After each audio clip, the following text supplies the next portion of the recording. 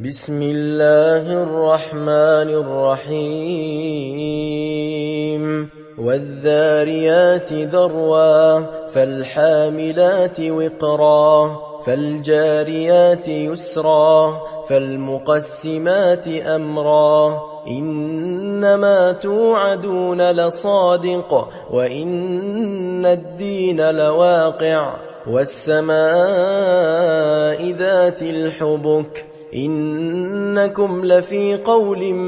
مختلف يؤفك عنه من أفك قتل الخراصون الذين هم في غمرة ساهون يسألون أيان يوم الدين يوم هم على النار يفتنون ذوقوا فتنتكم هذا الذي كنتم به تستعجلون إن المتقين في جنات وعيون آخذين ما آتاهم ربهم إنهم كانوا قبل ذلك محسنين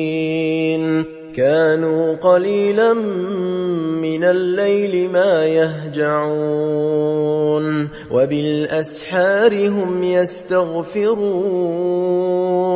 وفي أموالهم حق للسائل والمحروم وفي الأرض آيات للموقنين وفي أنفسكم أفلا تبصرون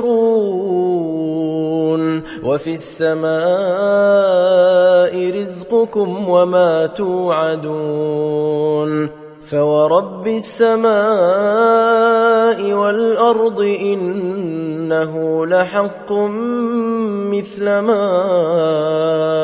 أنكم تنطقون هل أتاك حديث ضيف إبراهيم المكرمين إذ دخلوا عليه فقالوا سلاما قال سلام قوم منكرون فراغ إلى أهله فجاء بعجل سمين فقربه إليهم قال ألا تأكلون فأوجس منهم خيفة قالوا لا تخف وبشروه بغلام عليم فأقبلت امرأته في صرة فصكت وجهها وقالت عجوز عقيم قالوا كذلك قال ربك إنه هو الحكيم العليم قال فما خطبكم أيها المرسلون قالوا إنا أرسلنا إلى قوم مجرمين لنرسل عليهم حجارة من طين مسومة عند ربك للمسرفين فأخرجنا من كان فيها من المؤمنين فما وجدنا فيها غير بيت من المسلمين وتركنا فيها آية للذين يخافون العذاب الأليم وفي موسى إذ أرسلناه إلى فرعون بسلطان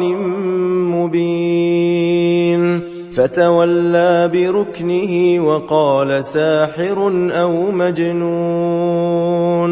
فأخذناه وجنوده فنبذناهم في اليم وهو مليم وفي عاد إذ أرسلنا عليهم الريح العقيم